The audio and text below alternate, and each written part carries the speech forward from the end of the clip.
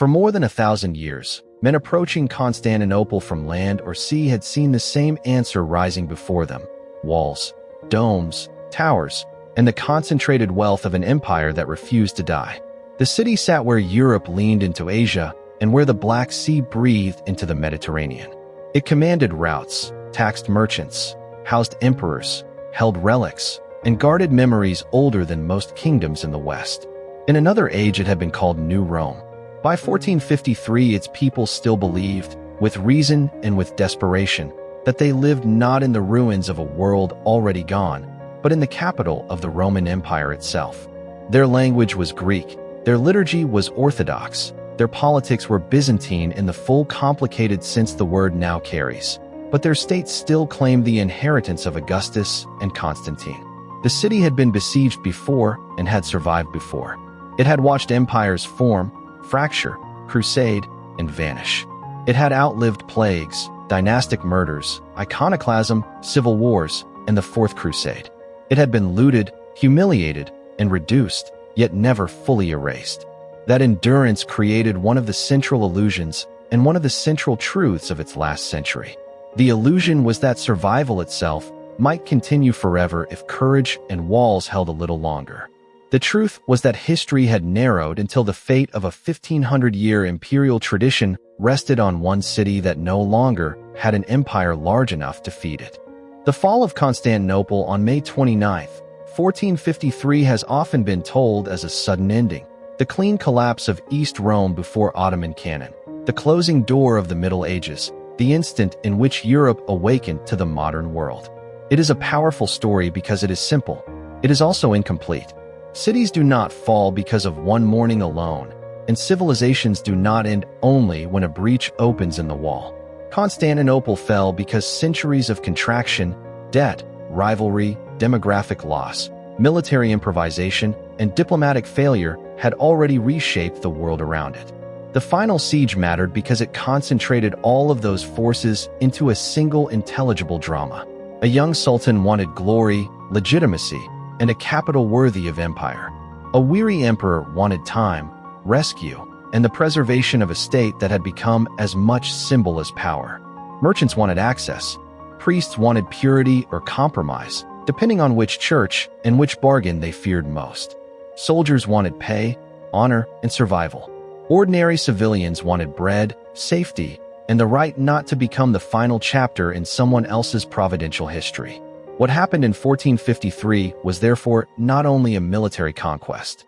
It was the collision of long decline with disciplined ambition.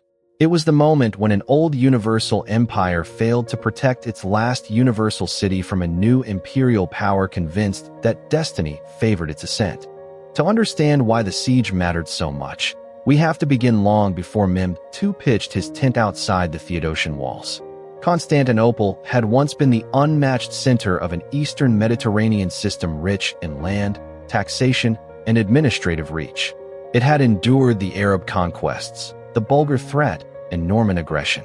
It had developed court ceremony and theological intensity in forms that impressed or repelled every visitor who entered it. It had produced emperors, saints, jurists, generals, and schemes of statecraft so intricate that later ages would reduce them to a synonym for cunning. But the empire that survived into the 15th century was not the empire of Justinian or Basil II. The long centuries after the 11th had stripped away its Anatolian heartland, weakened its treasury, empowered provincial magnates, and made dependence on foreign mercenaries increasingly normal. The catastrophe of 1204, when the Fourth Crusade seized and brutally sacked Constantinople, had done something even more destructive than material damage. It had broken confidence in the city's inviolability. The empire recovered the city in 1261, but the restoration never fully restored the older scale of Byzantine power. The court returned to Constantinople. Prosperity did not return in the same measure. The capital remained magnificent in memory and strategic location, but the state behind it had become smaller, poorer, and more fragile. By the early 15th century, the Byzantine Empire was less a territorial empire than a collection of contested enclaves, diplomatic habits, and ceremonial claims held together by the idea that Roman legitimacy still lived in Constantinople. The city's rulers had become experts in survival through negotiation. They played rivals against one another, married into neighboring dynasties, appealed to Venice, Genoa, Hungary, the papacy, and any power whose interest might temporarily align with their own. They conceded privileges because they had to. Italian merchants acquired major influence in Byzantine commerce. Genoese Galata faced the capital across the Golden Horn as both commercial partner and suspicious neighbor. The emperors bargained for aid from the Latin West, but aid usually came mixed with demands: church union, political deference, financial concessions, or strategic leverage. The Byzantines needed help but distrusted the helpers, and not without reason. The memory of 1204 remained poisonous. Every plea for Western rescue passed through the bitter knowledge that Western Christians had once done to Constantinople what Muslim armies had failed to do. While Byzantium contracted, the Ottomans expanded. Their rise was one of the most consequential political developments of the late medieval world. What began as a frontier principality in northwestern Anatolia evolved into a disciplined and flexible state capable of absorbing rivals, adapting military methods, and positioning itself between competing Christian and Muslim powers. Ottoman rulers did not simply inherit luck. They built institutions, a court, a bureaucracy, military elites, provincial administration, and a political culture that could reward success while absorbing diverse peoples into imperial service. They benefited from Byzantine weakness, certainly, but they also understood how to convert frontier energy into imperial permanence. By the late 14th and early 15th centuries, Ottoman pressure on Constantinople had become a structural fact. The city was no longer facing raids. It was facing encirclement by a state more organized, more ambitious, and more demographically dynamic than the one it was trying to preserve. The siege of 1453 was not even the first Ottoman attempt to reduce the city. Bayezid I had already pressed Constantinople hard before Timur's invasion of Anatolia in 1402 temporarily disrupted Ottoman momentum. That interruption gave Byzantium breathing room, but not rescue. The Ottomans recovered. They rebuilt. They crossed between Europe and Asia with increasing ease. Their sultans grasped that so long as Constantinople remained unconquered, a claim of incompleteness hung over Ottoman dominion. The city interrupted geographic continuity, political prestige, and strategic control. A state that ruled much of the Balkans and Anatolia, but left Constantinople in hostile hands, was still tolerating an old imperial center inside its own sphere. Every emperor in the city knew this. Every sultan did too. The question was not whether the Ottomans wanted Constantinople. The question was when a ruler would decide that the risk and cost of taking it were outweighed by the reward of possessing it. That ruler was Mehmed II. When he came to the throne for the second time in 1451, he was young enough for his enemies to underestimate him and disciplined enough to learn from being underestimated. He inherited an empire that already possessed formidable military strength, but he wanted more than inheritance. He wanted a conquest that would stamp his reign with inevitability. To seize Constantinople would not merely enlarge Ottoman territory. It would validate him before allies, rivals, soldiers, scholars, and posterity. It would also answer a deep symbolic challenge. Islamic prophecy and political imagination had long invested the conquest of Constantinople with special meaning. To be the ruler who finally took the city was to stand at the crossing point of pragmatic statecraft and sacred prestige. Mehmed understood spectacle. He understood legitimacy. He understood that cities are not just strategic objects. They are reputational machines. To make Constantinople his would be to make a claim about the future shape of power between Europe and Asia. His opponent, Emperor Constantine XI Palaiologos, was almost the inverse figure. Where Mehmed embodied ascent, Constantine embodied exhausted endurance. He was not a fool, nor a romantic dreamer blind to reality. He knew the empire's weakness. He knew the size of the Ottoman threat. He knew Western aid would be limited and tangled in conditions. Yet he also understood that there are moments in history when an emperor's most realistic act is to perform sovereignty as fully as possible in the face of probable defeat. Constantine's task in 1453 was not simply to govern. It was to represent continuity. If the city must fall, it should not fall through cowardice or administrative paralysis. It should fall only after a defense worthy of a Roman emperor's last capital. This did not guarantee victory. It did shape memory.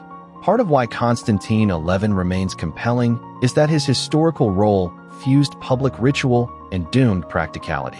He had to command, negotiate, console, ration, fortify, pray, and prepare to die all at once. The city he defended was still extraordinary. Constantinople's greatness in 1453 was not the greatness of a thriving commercial metropolis at its demographic peak. It was a mixed greatness of monumental space, symbolic density, strategic architecture, and stubborn habitation. Its population was far below the levels of earlier centuries. Some districts were half-empty, with gardens, fields, and decayed structures occupying ground that had once held denser urban life. But the great monuments still dominated imagination. Hagia Sophia still rose in impossible seeming above the city's spiritual life. The land walls, though aged and patched, still represented one of the most formidable defensive systems ever built. The harbor, the Golden Horn, the layered topography, the sea walls, the imperial palaces, the monasteries, and the relic culture all contributed to a sense that Constantinople was not merely a city among cities. It was a summary of civilizations. Its defenders knew that. So did its attackers. The siege, therefore, had a psychological intensity beyond the military arithmetic. Both sides believed they were approaching something larger than a stronghold. They were approaching a verdict. The Theodosian walls deserve special attention because no story of the siege makes sense without them. For centuries, these land walls had performed almost mythic work. They embodied the proposition that engineering, depth, and discipline could turn the capital into a machine of resistance. A moat, an outer wall, an inner wall, towers, platforms, and the advantages of terrain made frontal assault punishing. Many armies had discovered that the city's sea approaches and walls were not problems to be solved by courage alone. The walls had become part of Constantinople's identity, almost a second civic skin. To be a citizen of Constantinople was to live inside a political theology of stone. The city protected by God, guarded by relics, and materially secured by fortifications which generations before had made possible. Even in 1453, that memory mattered. Men on the walls were not defending some ordinary masonry. They were defending the accumulated confidence of Roman survival. Yet the walls were not magical. They required labor, maintenance, and manpower. They had been damaged before and repaired unevenly. Artillery was changing siege warfare across the wider world. And while later historians sometimes overstate the simple cannon-killed castles formula, there is no doubt that gunpowder altered the conversation between attackers and walls. Mem grasped this. His preparations included not merely troop concentration and naval mobilization, but the use of major bombards capable of battering sections of the land walls repeatedly. Among the most famous figures associated with those preparations was the founder or engineer often called Orban, a cannon maker whose giant bombard entered legend because it symbolized the new age of siege technology. The cannon's true operational significance can be exaggerated. The siege was not won by one gun alone. But the psychological and practical role of artillery mattered enormously. Every thunderous shot told the defenders that the old arithmetic of security had changed. Mem's preparations were comprehensive. He did not rely on a single spectacular device or on bravado. He built, assembled, transported, positioned, and coordinated. He constructed the fortress of Ramilai Hizari on the Bosporus to tighten control over passage and isolate Constantinople from Black Sea support. He prepared artillery trains. He gathered ships. He organized troops drawn from multiple components of the Ottoman military machine, including janissaries, regular formations, irregulars, engineers, miners, and naval forces. This scale of preparation had an unmistakable message. The city would not be merely pressured. It would be sealed, pounded, probed, and exhausted. Mehmed was young, but his strategy shows patience where patience was needed and theatrical force where force could intimidate. He understood siege as an ecosystem: land pressure, sea pressure, bombardment, diplomacy, morale, and time all operating together. Inside Constantinople, the defense had to be built from too little. The total number of defenders was small for a city with such extensive walls. Estimates vary, but the effective force available to Constantine was tiny compared with the circumference to be guarded. The city could still call on courage, local knowledge, and the defensive advantage of walls, but numerical weakness could not be argued away. Foreign help did arrive, most famously in the person of the Genoese commander Giovanni Giustiniani Longo, whose experience and men were crucial to the defense of key sectors. Venetians and others also contributed. Yet every reinforcement highlighted the broader failure of Christendom to rescue the city at scale. Papal appeals, dynastic calculations, maritime rivalries, and European conflicts all meant that Constantinople would not be saved by a grand crusading armada arriving in glorious time. The city had allies. It did not have enough of them. Church union shadowed this failure. For decades, Byzantine emperors had pursued, resisted, or strategically accepted forms of union with the Latin Church in hopes of securing military support from the West. The Council of Florence in 1439 had produced an agreement on paper, but acceptance in the Byzantine world was deeply contested. Many Orthodox clergy and laity regarded union as theological betrayal purchased at too high a price. Better the turban of the Sultan than the mitre of the Latin, later generations would summarize, whether or not the phrase was used exactly in the way posterity imagined. What matters is the atmosphere. The city in 1453 was not united even in the matter of how to seek rescue. Some saw union as necessary realism. Others saw it as spiritual surrender. This division did not make defense impossible, but it did remind everyone that Constantinople was besieged not only by an army outside its walls, but by old wounds within its religious and political life. The final siege began in April 1453. Mehmed's army encamped outside the land walls, and the city entered the stretched time peculiar to siege. Each day both repetitive and catastrophic, each rumor enlarged, each repair a reprieve, each bombardment a rehearsal for breach. From the start, the Ottoman approach made clear that this would not be a waiting game alone. Artillery began its work against the walls. The defenders replied with counterfire, repair crews, sorties, and vigilance. Siege warfare is exhausting because it erodes certainty before it destroys stone. Defenders must ask each morning what section weakened overnight, what morale declined, what provisions remain, what rumor now circulates, what ally failed to appear, what omen should or should not be believed. Attackers ask parallel questions. Where is the wall softening? Where is resistance strongest? How quickly is fear spreading? Where can pressure be shifted to create panic? The siege of Constantinople became a contest of endurance as much as of force. One of the city's great advantages appeared at first to hold. The Golden Horn, the deep inlet guarding one side of Constantinople, was protected at its mouth by a great chain that could deny enemy vessels easy entry. So long as that barrier held, the defenders retained significant advantage along that sector. Mehmed responded with one of the most famous operational strokes of the siege. He had ships hauled overland on greased timbers from the Bosporus side into the Golden Horn, bypassing the chain. The feat was practical, psychological, and theatrical at once. It showed ingenuity, labor organization, and the refusal to accept a static problem on the defenders' terms. It also shattered morale, because a line once trusted as secure was suddenly compromised by imagination. When the Byzantines looked across the Golden Horn and saw Ottoman ships where no Ottoman ships were supposed to be, they were not simply looking at naval repositioning. They were looking at the collapse of assumptions. The hauling of the ships is one of those moments that often becomes over-romanticized, yet its real significance is dramatic enough without embellishment. It widened the zone of pressure, forced the defenders to redistribute attention, threatened morale, and testified to Mehmed's persistence. This was not an opponent who would politely remain outside the frame of inherited defenses.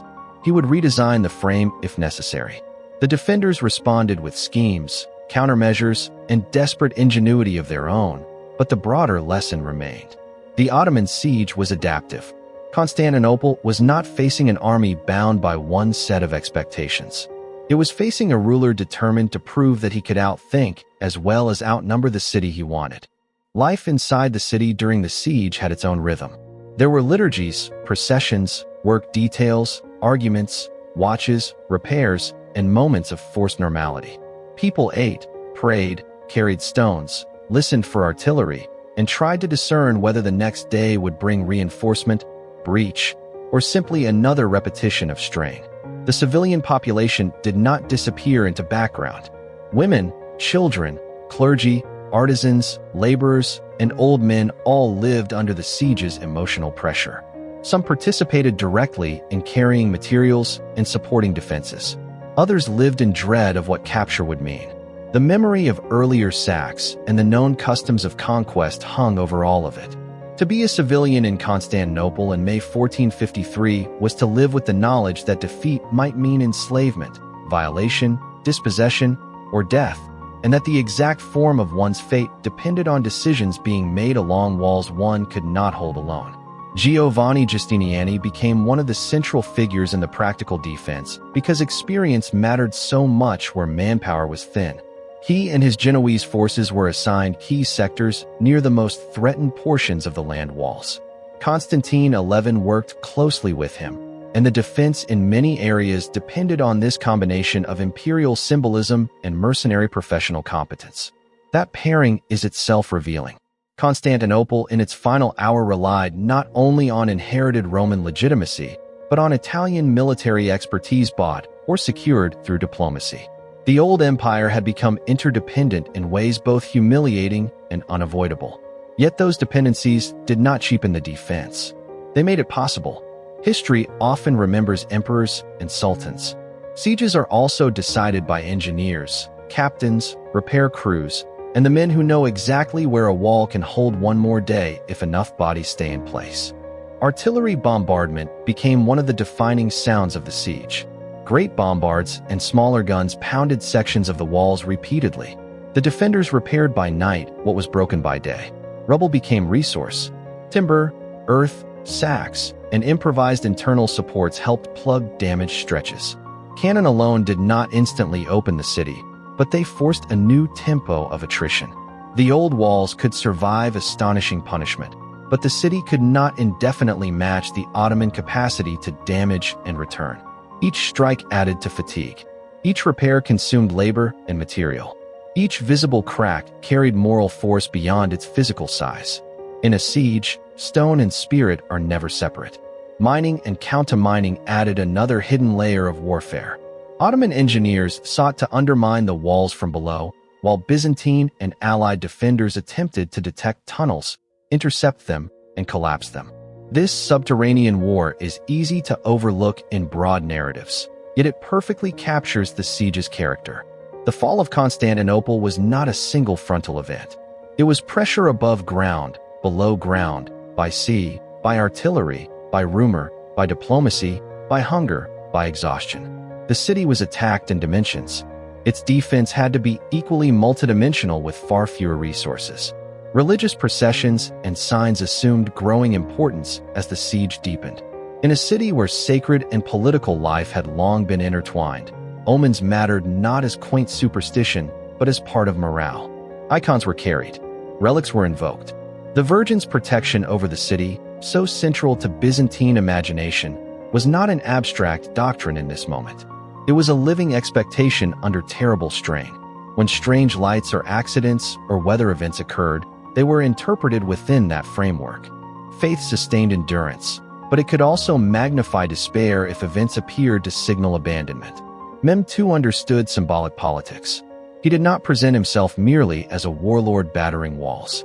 He presented himself as a ruler fulfilling a world historical destiny. Both sides therefore fought within spiritual narratives that made the siege larger than strategy. The West did not entirely ignore Constantinople, but the help that mattered most never arrived in adequate force. Papal concern existed. Individual volunteers came. Maritime interests fluctuated. Venice and Genoa had their own calculations, local rivalries, and wider commitments. Hungary, the papacy, and other powers faced constraints or competing agendas. This failure is one of the most historically painful aspects of the story because it was so legible to contemporaries. The city had long imagined itself as the eastern bulwark of Christendom when convenient to Western rhetoric. Yet when the final crisis came, Christendom functioned less as a unified civilizational body than as a collection of states and interests moving at different speeds toward different priorities. Constantinople's defenders did not merely feel abandoned by fate. They felt abandoned by politics. Inside the city, however, despair did not produce passivity. The defense was real, organized, and often effective. Sorties disrupted Ottoman works. Repairs held longer than attackers hoped. The walls still killed. The sea still mattered. The city's defenders were not extras in a pre-written collapse. They imposed real costs and real delays. This matters because historical hindsight often flattens doomed defenses into ceremonial gestures. Constantinople's defense was not only symbolic, it was operationally serious. Had outside relief arrived in stronger form, had key tactical moments turned differently, had Ottoman cohesion cracked under frustration, the siege might have lasted longer or even failed. That possibility does not change the outcome, but it changes our respect for those who held the walls. Mehmed responded to resistance with persistence and escalation. His army was large, but sheer numbers do not conquer fortified cities without organization. He rotated forces, maintained pressure, and adapted tactics. He needed his men to believe that effort would be rewarded. Like all commanders at siege, he was balancing attrition against morale. If months passed without victory, confidence might ebb. If assaults were too costly, elite troops might resent waste. If the city held out into changing diplomatic circumstances, the broader political cost could rise. Mehmed's youth has sometimes tempted romantic portrayals, but what emerges more clearly is his disciplined opportunism. He was ambitious, yes. He was also methodical enough to turn ambition into a sequence of practical pressures. As the siege entered its later stages, exhaustion and concentration intensified on both sides. The breaches or weakened sectors around the land walls became focal points of repeated damage and frantic repair. Giustiniani's leadership near the critical sectors remained vital. Constantine XI moved among defenders, encouraging, observing, and embodying the city's refusal to surrender. This personal presence mattered. In a last siege, rulers are watched not only for command decisions, but for signs of moral collapse. To remain visible is itself an act of government. Constantine seems to have understood that if he was to be the last emperor, he must be seen behaving like one while emperors still existed. The final assault on May 29th came after the cumulative work of bombardment, engineering, and psychological erosion. Mehmed launched successive waves, using irregulars and then more disciplined forces to wear defenders down and exploit weakness. Fighting concentrated around the damaged portions of the land walls, especially near the St. Romanus Gate sector. Here, the city's fate compressed into close-quarter violence. Ladders, rubble, arrows, gunfire, shouted orders, and men killing within sight of structures that had defined imperial survival for centuries. The battle for the walls was never just about openings in stone. It was about whether the defenders could still generate enough coherence, enough bodies, enough command, enough belief to seal each opening before it became political as well as physical catastrophe. One of the crucial moments in the final defense was the wounding of Giustiniani. Accounts differ in detail, as they often do in such chaos, but his injury and withdrawal had a severe effect on morale where his leadership had been central. In a defense already stretched thin, the loss of a respected commander at the critical moment could alter not only tactical coordination, but the emotional chemistry of resistance. If men believed the line's strongest captain was gone, a position might become psychologically weaker before it became physically untenable. Siege endings often hinge on this interaction between perception and fact. Once defenders start to imagine the wall as lost, it becomes far harder to keep it defended as if it were not. At some point during the final assault, Ottoman forces gained decisive footholds. The exact sequences of breach, gate compromise, and cascading collapse are reconstructed from sources shaped by confusion and later narrative needs, but the outcome is clear enough. The defense failed in sufficient measure that organized resistance could no longer restore the perimeter. The city was entered. Constantine XI, according to enduring tradition and substantial testimony, died fighting, refusing surrender. Whether every reported detail about his final moments can be verified is less important than what contemporaries and posterity needed those moments to mean. The last Roman emperor did not preside over a negotiated retirement. He disappeared into combat at the instant the capital was lost. That ending gave the empire the kind of terminal dignity that military defeat could not remove. What followed inside the city was sack. To say sack is to compress terror into a word. Ottoman custom, like the customs of many pre-modern conquerors, allowed a period of plunder to reward the victors after a city taken by storm. Houses were entered, goods seized, churches violated, civilians killed, captured, or enslaved. Families were broken in hours. People fled to sanctuaries that could not save them. Hagia Sophia, the greatest church in the city and one of the most powerful sacred interiors in the world, filled with people seeking divine protection against the human logic of conquest. The symbolism was terrible and immediate. A building that had embodied Christian imperial endurance now became one of the first great scenes in which the new order declared itself inevitable. Mehmed's own entrance into the city has likewise become part of the enduring memory of 1453. He did not come as a mere looter. He came as a conqueror claiming possession of a capital. That distinction mattered. Loot is destruction. Conquest is reordering. Mehmed reportedly moved quickly to restrain uncontrolled devastation once the necessary display of victory had done its work. He understood that a city he wanted as a capital could not be left only as a carcass. He needed Constantinople not merely humiliated but usable. Hagia Sophia was converted into a mosque, one of the most visible and decisive symbolic acts of the conquest. Yet even this conversion, so often narrated simply as replacement, also expressed appropriation. Mehmed was not razing the city to erase its prestige. He was absorbing that prestige into a new imperial claim. This is a crucial point. The fall of Constantinople did not mean that urban greatness vanished from the Bosporus. It meant that urban greatness changed sovereign hands. Mehmed did not desire an empty trophy. He desired a functioning imperial center. The city, later known increasingly to the wider world as Istanbul, though names overlapped in practice for long periods, would become the Ottoman capital and one of the great cities of the early modern world.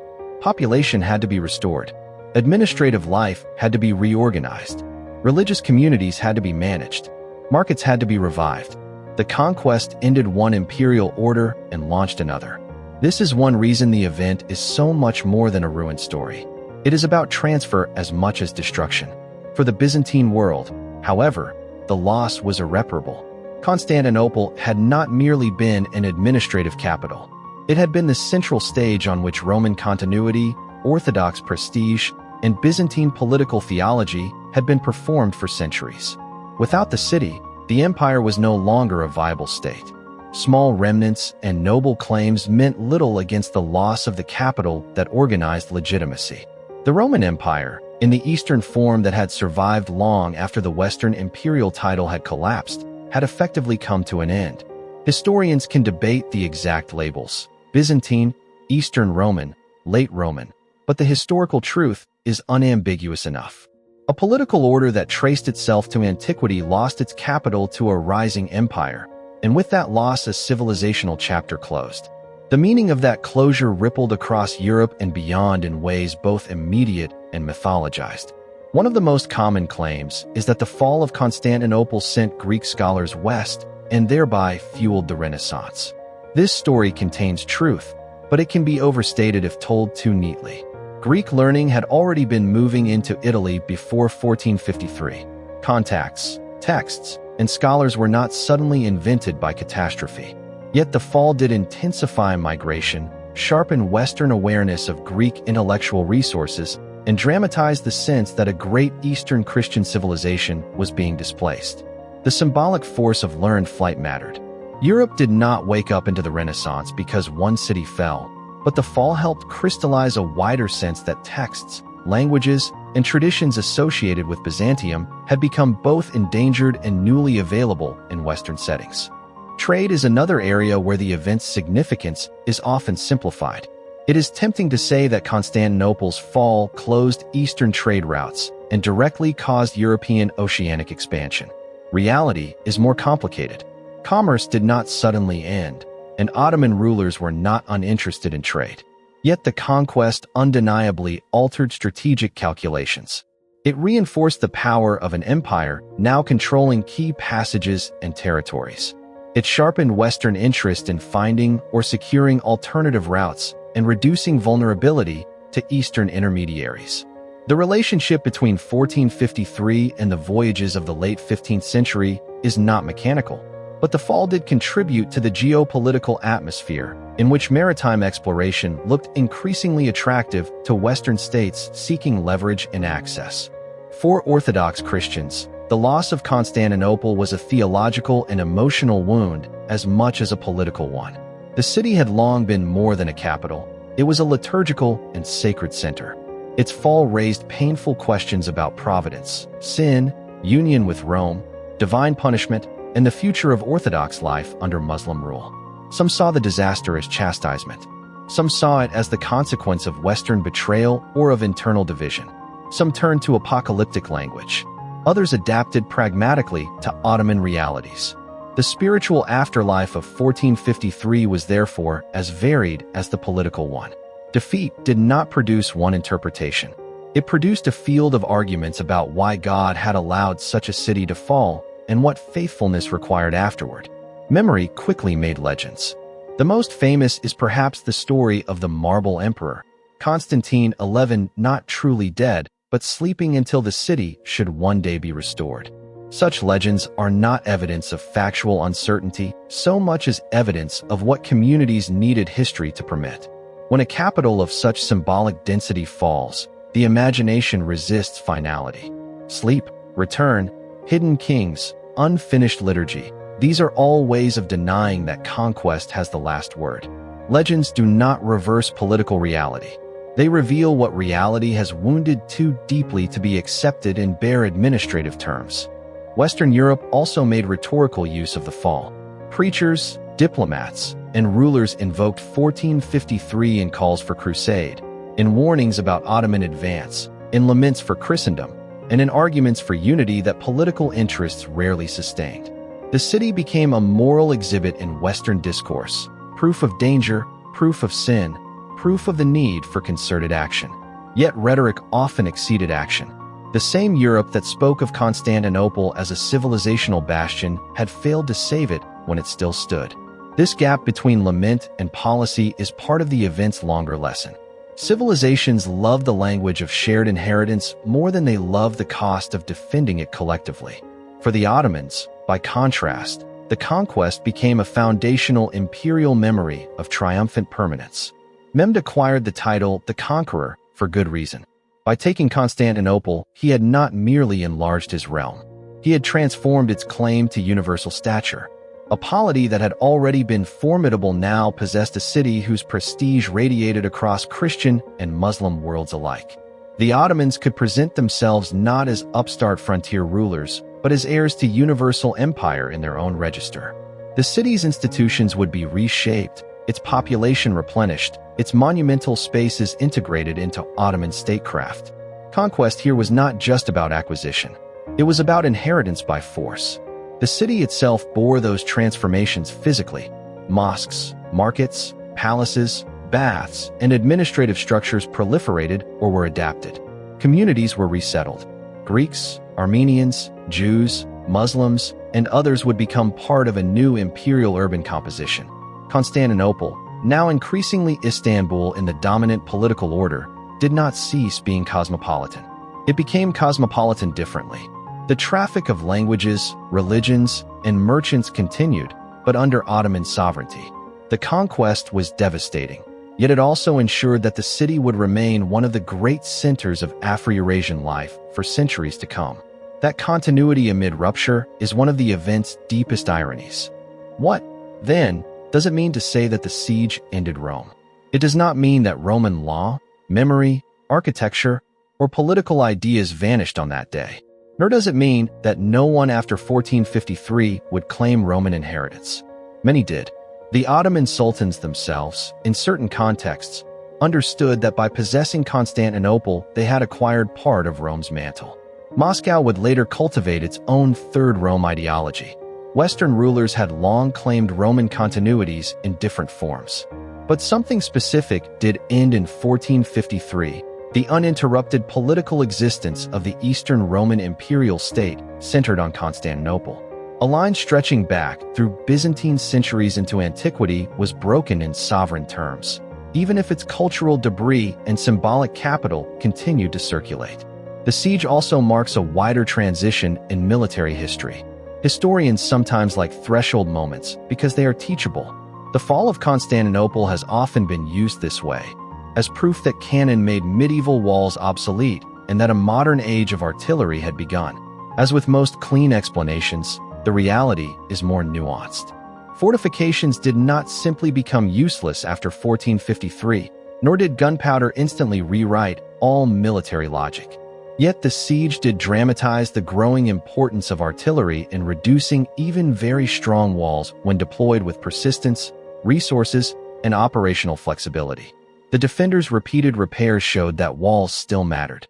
The eventual breaches showed that walls alone were no longer enough against a state willing and able to combine bombardment with engineering and repeated assault. There is another reason the event remains so compelling. It compresses multiple emotional scales into one story.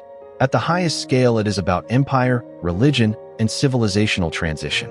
At the middle scale, it is about rulers, armies, diplomacy, and strategy. At the lowest scale, it is about individuals waking in fear, hauling stones, praying under domes, carrying messages, bleeding on walls, boarding ships, hearing foreign languages in the street, and realizing that the city in which they had expected to die natural deaths might instead become the site of enslavement or exile. The siege matters because it can be told from all these levels at once without losing coherence. Every level intensifies the others. It also offers a brutal lesson about the politics of time. Constantine XI needed time. Time for walls to hold, time for ships to arrive, time for Western powers to act, time for luck to intervene, time for Ottoman morale to crack. Mehmed needed the opposite. He needed to compress time, to prevent relief, to convert pressure into inevitability before diplomacy, disease, or exhaustion altered the calculus. Much of siege warfare is really the politics of time under confinement. The city lost not only because walls were breached, but because the defenders ran out of the kind of time they required and the attackers managed to impose the kind of time they wanted. We should also notice the role of youth and age in the story. Mehmed was 21, impatient but not reckless, hungry for a defining act. Constantinople, by contrast, seemed ancient, heavy with memory, old enough to believe that survival was a tradition in itself. There is a temptation to make this symbolic contrast too literary, youth defeating age, future defeating past. Yet the contrast had real political content. Mehmed ruled a growing state confident in its momentum. Constantine ruled a shrinking one dependent on recollection and improvisation.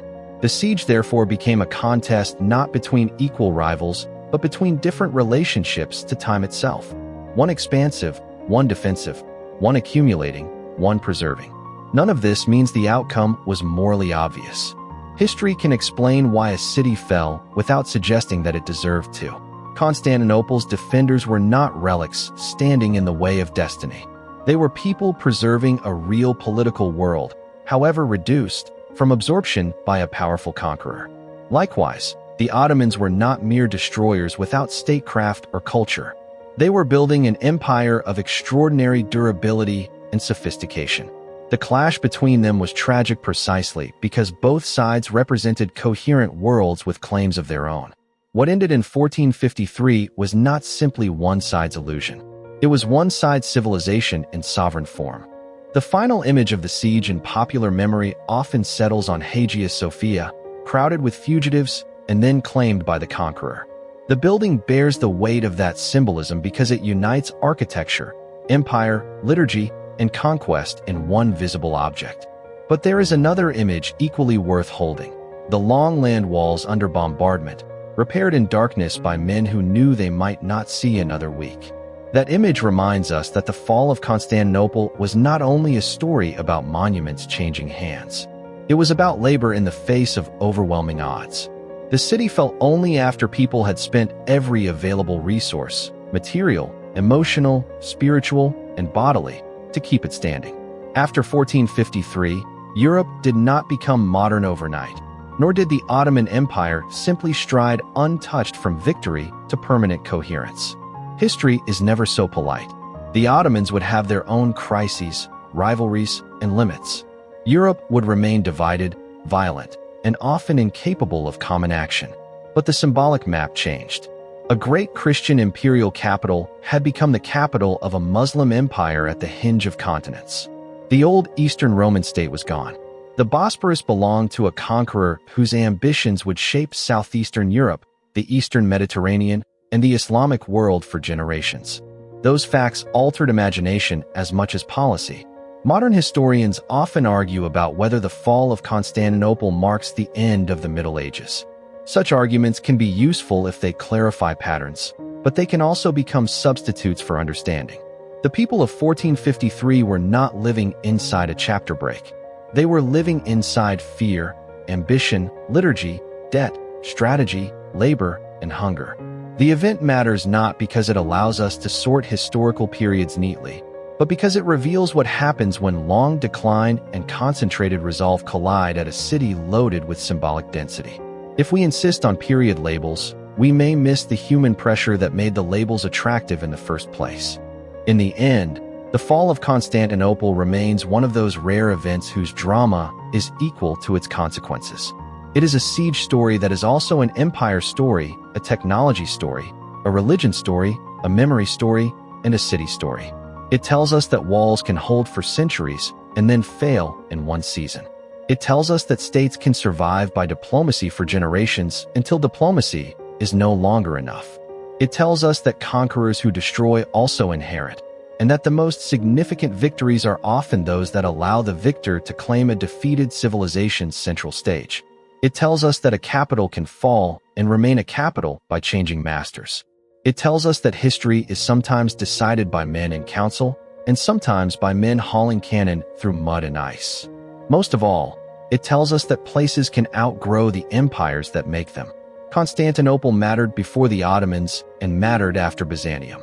Its location, architecture, memory, and urban gravity ensured that no conquest could reduce it to a mere trophy for long. Mehmed understood that. Constantine understood it too, which is why the defense mattered so deeply. To lose such a city was to lose more than walls. To gain it was to gain more than territory. The siege ended a Roman world and began an Ottoman one in the same streets, under the same sky, around the same harbor. Few events concentrate so much ending and beginning into so few days. If one wanted a final scene for the story, it would not be only the breach, or the emperor's death, or the prayer in Hagia Sophia, or Mehmed entering the city. It would be the city itself in the days after the conquest, battered, half-ruined, desecrated in places, terrified in others, yet still standing where continents meet, still worthy in the conqueror's eyes of being remade as a capital. That is the deepest answer to why Constantinople mattered. It was never only the last fortress of a dying empire. It was the prize around which a new empire declared itself mature. And when it fell, the world did not simply lose Rome. It watched another universal ambition take possession of Rome's most enduring eastern seat. The social life of the city before the siege deserves more attention than a passing elegy, because Constantinople in 1453 was not a museum waiting to be conquered. It was still inhabited by merchants, artisans, clergy, sailors, nobles of diminished means, laborers, refugees, foreign residents, and families whose relationship to imperial grandeur was often practical rather than ceremonial. Markets still functioned. Churches still ordered time. Bells and chants still shaped neighborhoods. Small gardens and cultivated plots filled spaces that older prosperity had once occupied with denser urban life. The reduced population changed the city's appearance, but not its self-understanding. People still lived inside walls that had once enclosed a far greater metropolis, and that mismatch between physical scale and human density created a haunting quality noted by visitors. Constantinople in its last days could appear at once monumental and hallowed, magnificent and underfilled. That very quality intensified the pathos of the siege. The defenders were not preserving a dead shell. They were preserving a city whose greatness was visible precisely because its losses were visible too. Galata, the Genoese colony across the Golden Horn, added another layer of ambiguity to the crisis.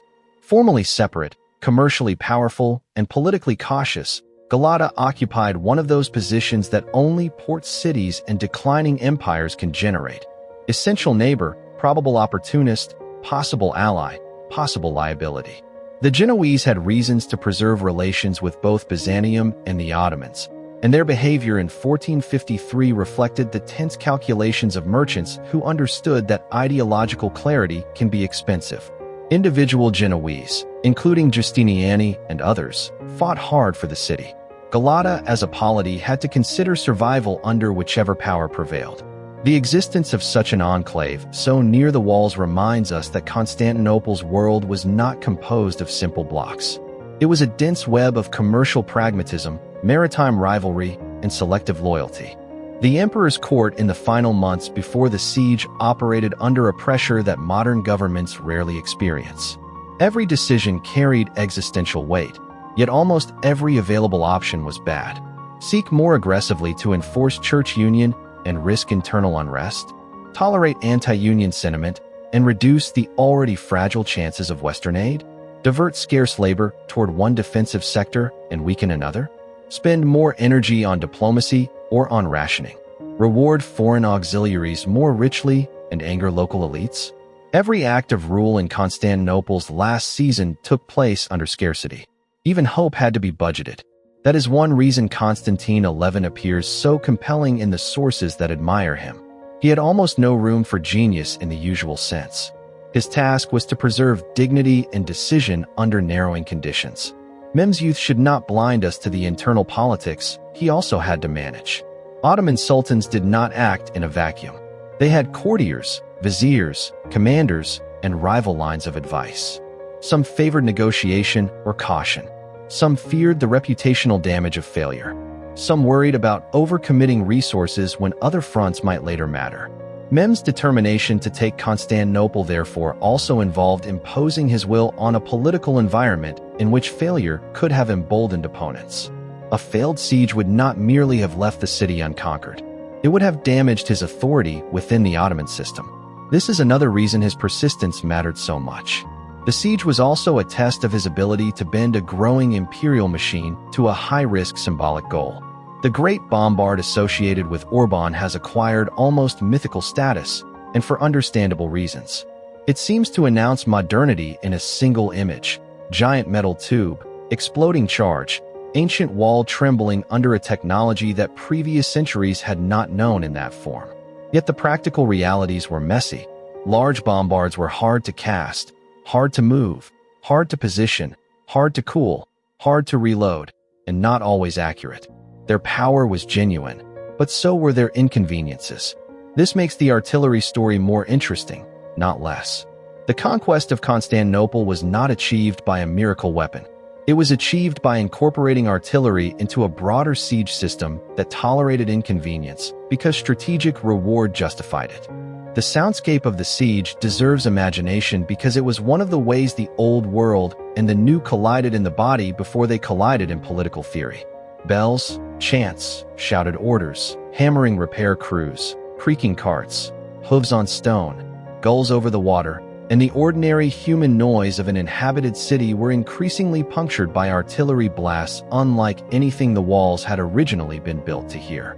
The city's older acoustics of liturgy and commerce were forced to share time with explosive percussion and the grinding labor of emergency repair. The siege entered nerves before it entered through the breach. Men living behind the walls did not need a historian to tell them that military history was changing. They could hear it every day. Food inside a besieged city becomes political almost immediately. Rationing, hoarding, price shifts, rumor about supplies, and resentment toward perceived privilege all threaten solidarity. The sources do not always let us quantify daily life with precision, but we know enough from siege experience more broadly to understand the pressures. Wealth could still buy something for a time. Eventually it bought less. Clergy could preach endurance. They could not conjure grain. The urban poor felt scarcity earlier and more sharply. The strain of waiting under danger while provisions tightened is one of the least glamorous but most decisive elements in siege warfare. A city may fall only once, but it can be eroded economically every hour before that fall. The relationship between Constantinople and the sea was also more complex than the simplified image of a land wall siege suggests. The city had always been a maritime capital as much as a land fortress. Its sea walls, harbors, access routes, and naval culture had been part of its defensive and commercial identity for centuries. By 1453, however, Byzantine naval power had long declined. Merchant marine resources, allied or hired vessels, and improvised arrangements mattered more than an autonomous imperial navy of old scale. The Ottomans were not yet the fully mature naval power they would later become, but their ability to project maritime pressure, support blockade, and coordinate land-sea strategy exposed how badly the Byzantine state's seaborne capacities had diminished.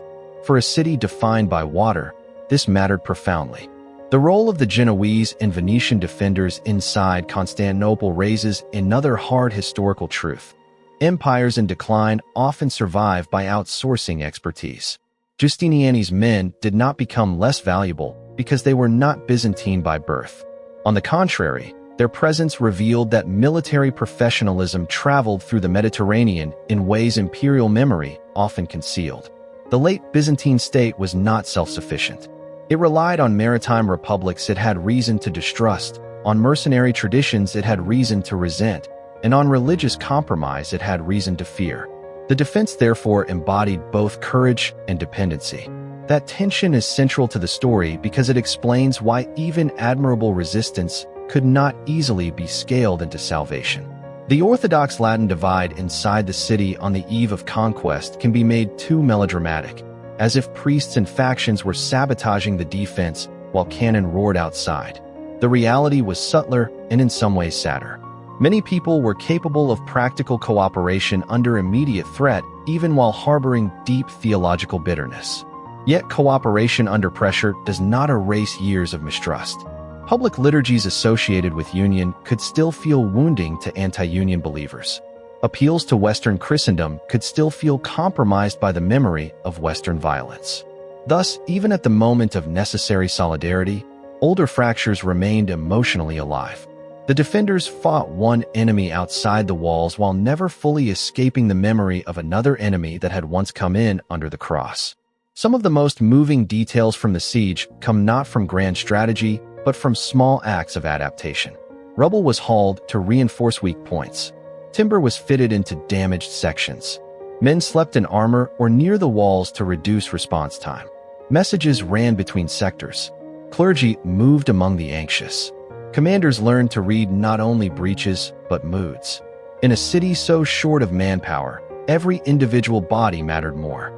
A defender at one post might represent not a replaceable component of a large military machine, but a decisive margin in whether that post held for another hour. Siege compresses individual significance. Great history becomes intimate because each hand on a stone or weapon can suddenly matter.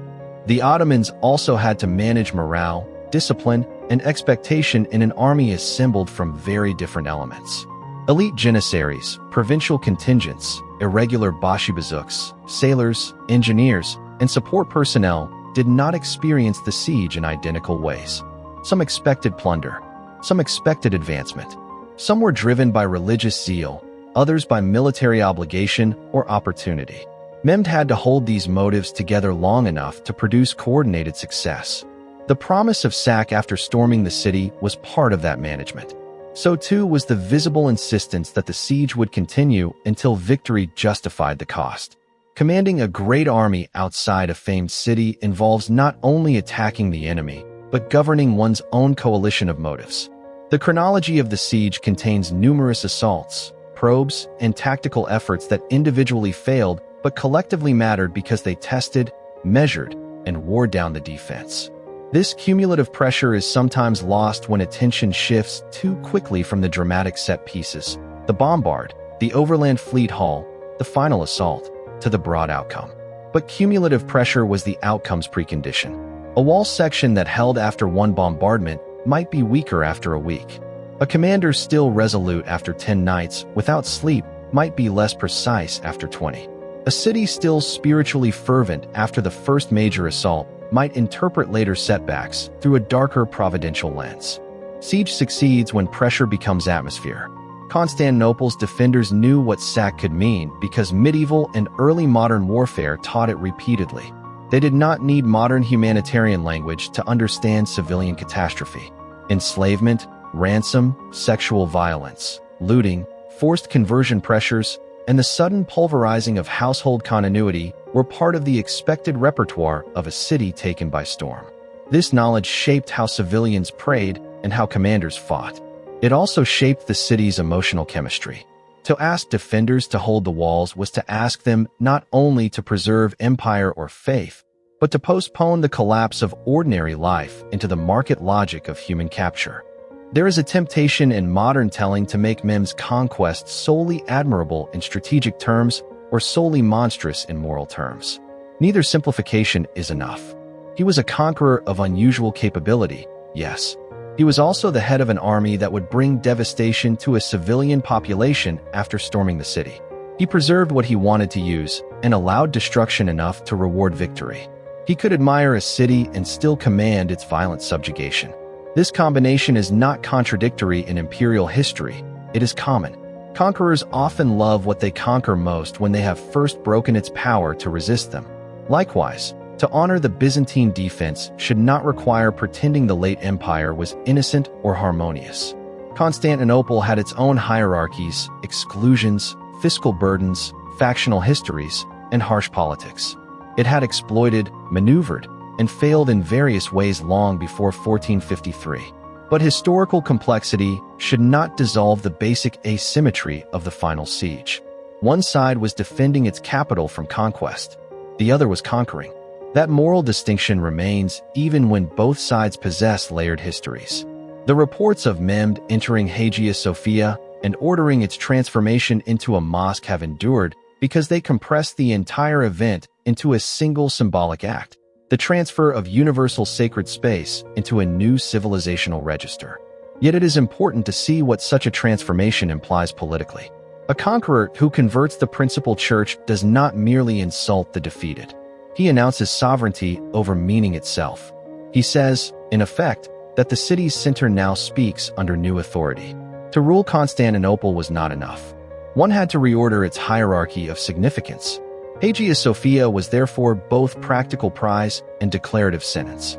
The immediate post-conquest depopulation and disorder also meant that Mehmed inherited not a smoothly functioning metropolis, but a damaged urban organism requiring deliberate restoration. This often gets less attention than the breach because repair is less dramatic than assault. Yet the repair mattered hugely. Mehmed brought in new populations, reactivated commercial life, encouraged settlement, and invested in rebuilding the city as a capital. Such policies reveal the full scale of his ambition. He did not want Constantinople as an empty proof of victory. He wanted it as the living center of an empire that would outlast him.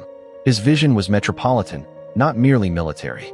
In the Orthodox world, the loss of the city also altered the geography of authority. The ecumenical patriarchate would continue under Ottoman oversight in transformed circumstances, and Orthodox Christianity would survive, adapt, and endure. But the relationship between church and empire changed irreversibly. The imperial partnership that had defined Byzantine political theology was gone. Orthodoxy had to imagine continuity without an Orthodox emperor in Constantinople. This shift would have deep consequences for political and spiritual life across southeastern Europe and the eastern Mediterranean, shaping not only religious administration, but the broader imagination of what Christian life under Muslim sovereignty could mean. The fall also influenced how Europe imagined the Ottomans. Fear of Ottoman advance had existed before 1453, but the conquest gave that fear a capital, a date, and an unforgettable object. It is easier to mobilize rhetoric around an event than around a process. Constantinople's fall made Ottoman power vivid to audiences who might otherwise have treated Balkan campaigns as distant frontier matters. The event gave Western sermons and diplomatic appeals a sharper visual center. It also fed stereotypes, anxieties, and crusading fantasies that would shape European political culture for generations. Thus, the siege mattered not only for what it changed materially, but for what it enabled imaginations to fear. For Islamicate political culture, the conquest carried parallel but not identical symbolic force. It confirmed Ottoman prowess in a way that outshone rival Muslim polities and deepened the dynasty's aura. Constantinople was not just another Christian city won in war. It was one of the great historical capitals of the world. To possess it was to claim entry into a higher tier of imperial significance. Mem's self-fashioning after the conquest reflects this. He did not style himself merely as successful warlord. He ruled from a city whose inheritance linked Roman, Christian, and Islamic imperial vocabularies in unstable but potent ways. There is also a demographic story behind the event that deserves to be told. Constantinople's reduced population before the siege was not a mere backdrop.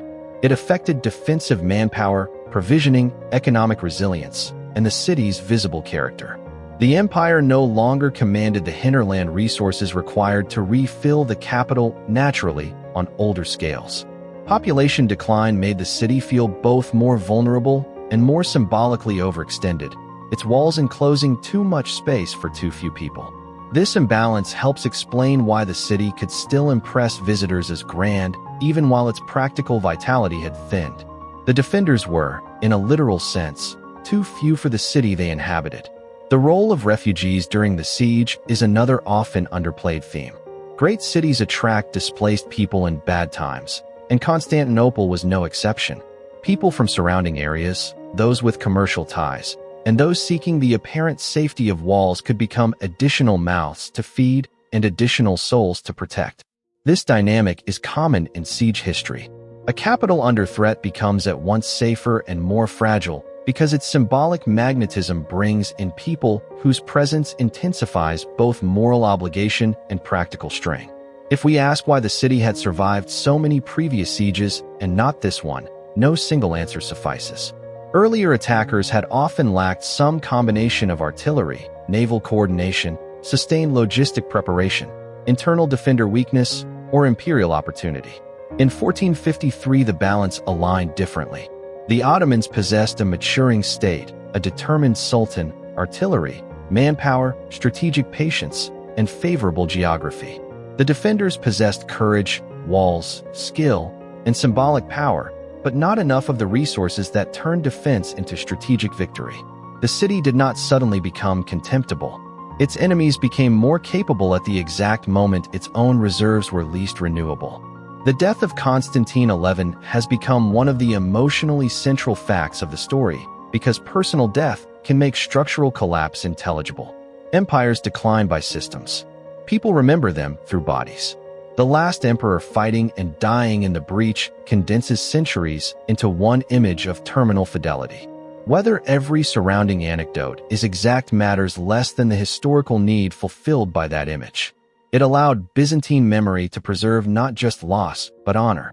If the empire had to end, then let it end with the emperor refusing survival without the city. That moral shape matters enormously for how fallen states remember themselves. In contrast, Mem's survival and success produced a different narrative shape. The founder-conqueror who not only won, but knew what to do with victory. This too is part of why the siege has lasted in memory. The antagonists fit the archetype unusually well without becoming mere archetypes. The young expansive ruler and the last defensive emperor, the rising empire and the shrinking one, the breach and the transformed capital. These elements are so dramatically legible that the event almost narrates itself. Historians must therefore work harder, not less, to preserve nuance against the ease of story. What happened to the city's inhabitants after the conquest varied enormously according to status, location, luck, and subsequent administrative decisions. Some were enslaved. Some were ransomed. Some remained and adapted. Some fled. Some were useful to the new regime because expertise, commerce, and continuity require people as much as buildings. The conquest was not a single human outcome, but a violent sorting. That sorting is central to understanding conquest generally. Imperial victory is not only about banners over walls. It is about the forced redistribution of security, status, and possibility among populations suddenly reclassified under a new sovereign. The conversion of Constantinople into an Ottoman capital also reminds us that empire is often most durable when it knows how to inhabit predecessor spaces rather than merely obliterate them. Mehmed and his successors did not build legitimacy from empty ground. They built it by occupying a city already saturated with universal claims. This helped the Ottomans project continuity through change. The city's old prestige became part of their new prestige. This is one reason the conquest mattered beyond military history. It showed how a rising power could appropriate not just territory, but civilizational capital. The legend that the fall of Constantinople caused Europeans to discover the sea route around Africa is simplistic, but the broader psychological effect of losing the city should not be discounted. When familiar channels become politically vulnerable or culturally charged, strategic imagination shifts. Western rulers and merchants did not suddenly become navigators because of 1453, yet the conquest formed part of the environment in which Eastern access looked more uncertain and maritime alternatives more attractive. The event therefore belongs in the history of exploration not as a single cause, but as one pressure among several pushing Western Europe toward oceanic expansion. Another long afterlife of 1453 lies in political language itself. States and thinkers repeatedly returned to Constantinople as a shorthand for civilizational turning points, for warnings about division, for arguments about faith and power, for claims about military innovation, and for meditations on historical mortality. Few sieges have served so many later agendas. Nationalists, imperial nostalgists, religious thinkers, military historians, and popular storytellers all found in the event something usable. That usability is a sign of genuine significance, but also a danger. The more a historical event can symbolize, the more easily it is stripped of the human density that made it real. The surviving structures of Istanbul today still carry these layered histories. Walls remain. Hagia Sophia remains, transformed and retransformed across later centuries. The Golden Horn still curves. The topography still explains strategy to anyone willing to look. This physical survivance is one reason the fall of Constantinople remains unusually tangible. Many famous ancient events must be imagined against landscapes radically altered or vanished. Here the city still stands, though under changed names, sovereignties, and uses. The continuity of place intensifies the drama of change. One can still trace the shape of where Rome ended and Ottoman Empire proclaimed itself ascendant. What lessons did contemporaries draw from the siege? Christians across Europe drew some mixture of blame, lament, and alarm. Ottoman observers drew lessons about disciplined preparation and dynastic glory. Military minds drew lessons about artillery, fortification, and logistics. Clerics drew lessons about sin, division, and providence. Refugees drew lessons about the fragility of home. Merchants drew lessons about power and access. Such plural afterlives are worth noticing because they prevent us from treating the event as if it produced one clean meaning. Great events do not speak in one voice. They echo differently depending on what each audience most fears losing. To call the conquest a world historical event is not to indulge hyperbole. It changed sovereignty over one of the most strategic cities on earth, ended the last Roman imperial state, reoriented Orthodox politics, enhanced Ottoman prestige, affected European strategic imagination, and dramatized the changing relationship between artillery and fortification. Few events can plausibly claim so many overlapping consequences. Yet the scale of consequence should not erase the scale of immediate experience. On May 29, 1453, many people did not feel that they were living at the hinge of epochs. They felt that they were losing homes, kin, property, and world. Historical significance is made from intimate catastrophe. There is no single correct emotion with which to end the story. Triumph alone falsifies it. Lament alone falsifies it too. The city fell, and that fall was catastrophic for those defending it. The city was also remade into the capital of a major empire whose achievements would shape vast regions for centuries. The event is tragic and generative at once. Perhaps that is why it continues to grip us. We are watching not merely destruction, but succession. The terrible efficiency with which one political world can close while another opens in the same streets. When the Theodosian walls finally failed, they did not simply yield passage to Ottoman troops. They yielded the accumulated argument of Roman continuity to a new imperial claimant prepared to inherit, transform, and exploit one of history's greatest urban stages. The siege ended because the defenders could no longer make the old promise of survival true. The conquest mattered because Mehmed could make a new promise of imperial centrality true enough to endure.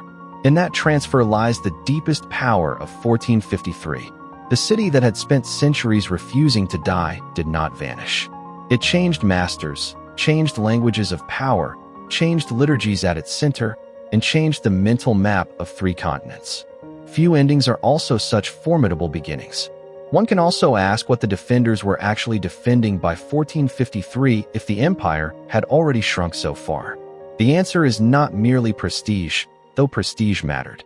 They were defending a tax center, a sacred center, a diplomatic actor, a legal order, a social hierarchy, and a deep archive of imperial legitimacy. Even a reduced state can still matter enormously if it occupies strategic geography and symbolic authority. Constantinople remained a node through which claims to legitimacy, trade, clerical rank, and memory flowed. To lose it was to lose the practical possibility of pretending that contraction was temporary. So long as the city stood, restoration could be imagined. Once it fell, restoration became legend instead of policy. The city's defenders also fought with a sharpened awareness of audience. They were defending themselves, certainly, but they were also performing for absent powers whose help had not fully come. Every day the walls held was another day in which Venice, Genoa, the papacy, or some princely court might still be stirred to action. Every visible act of resistance made possible a future narrative in which the Byzantines had not simply collapsed into passivity. This audience consciousness matters because it shaped both contemporary letters and later memory. The city needed to be seen as worth saving even when it was not saved. The role of letters during the siege is especially revealing. Messages moved outward, pleading, warning, interpreting, and justifying. In a world without instant communication, each report carried tremendous weight. Appeals for aid did not merely transmit information, they framed the event. They described Ottoman strength, Christian danger, and the city's endurance in ways designed to provoke action. After the fall, letters from witnesses became part of the archive through which Europe learned what had happened. Thus the siege was from the start not only fought, but narrated. It entered history almost simultaneously with its occurrence, because contemporaries understood that narrative itself could still do work after walls had failed. Among the most haunting features of the final days is the way ordinary rhythms and eschatological feelings likely coexisted. People still cooked, still fetched water, still watched children, still patched clothing, still negotiated small conflicts, all while believing they might be living in the final chapter of their world. This coexistence of routine and apocalypse is common in major historical crises. It is also difficult for later readers to imagine because retrospective grandeur flattens ordinary time.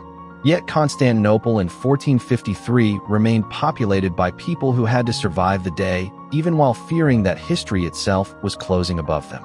The final liturgies in the city matter because they concentrated so much unresolved tension into acts of prayer.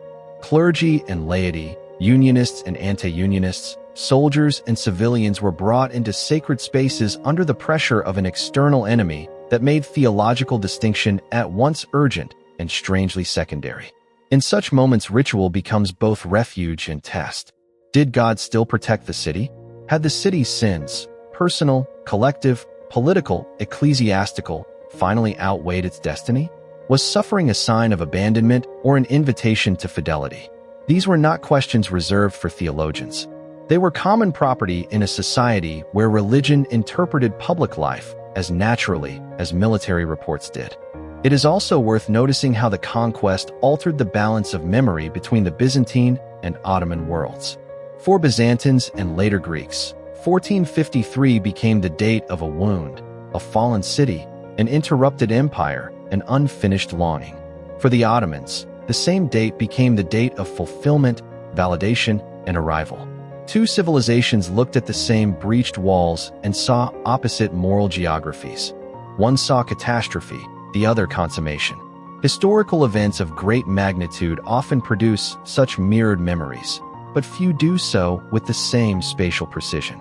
Here the object of memory is one city, one harbor, one set of walls, one church turned mosque, one dead emperor, one victorious sultan.